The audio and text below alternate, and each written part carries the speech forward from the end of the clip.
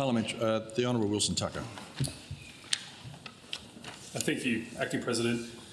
Look, so as I mentioned in my second reading contribution, I do support the bill and certainly the intention of the bill, which is to cut down on problem drinking in the community and the antisocial behaviour that comes along with that drinking. Now, I don't buy into the argument that this bill is racist or discriminatory, which is some of the feedback that I have received from members of the community, particularly in regional WA. We know that this bill is intended to target really any member of the community who really sticks their head above the pulpit and engages in behaviour that affects and really starts impacting on other members of the community. If we look at the liquor controls in place in WA more broadly, I think there is you could say, a discriminatory element around the Section 64s that are in place, in particular in the Kimberley, where there are different or harsher restrictions in some towns as opposed to some other towns. So I think there is some weight to the argument, in particular around the Kimberley, for having some uniform laws around these Section 64s and having sort of a more uniform regulation of those Section 64s, because I don't think this whack-a-mole approach that the government is engaging in particular in the Kimberley, is necessarily working.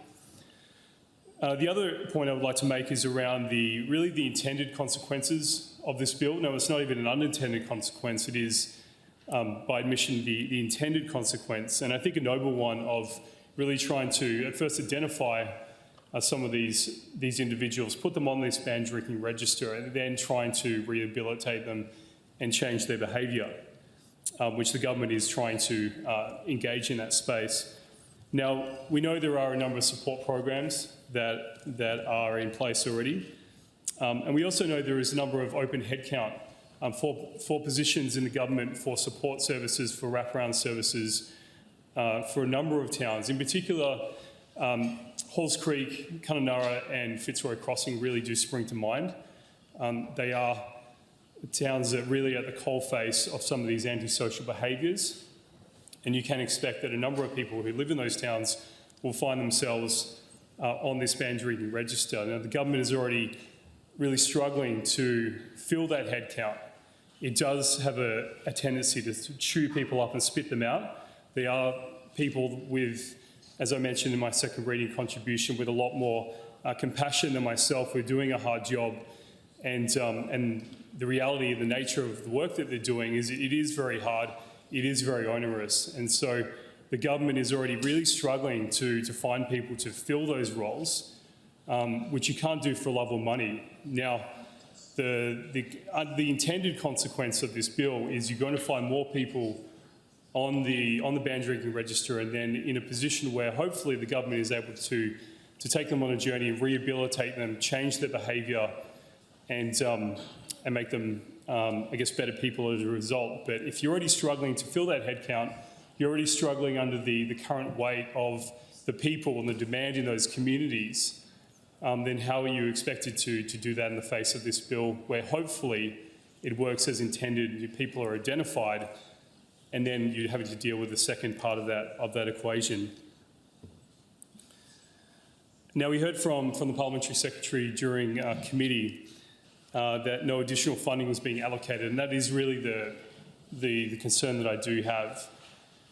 Now, I understand this bill is, when we talk about different agencies providing services for people, it's not part of this bill as such, but it is the government's responsibility. So the question and concern I have is the one hand talking to the other, is once this bill comes into effect, what is the mechanism in which the government will be responding to that additional need in the community? Now, the Parliamentary Secretary mentioned that the standard processes will be in place, and as a result, then the need will be assessed on a periodic basis. Well, that need is already not being met. So, again, members, the unintended consequence is you're going to potentially have more of a demand.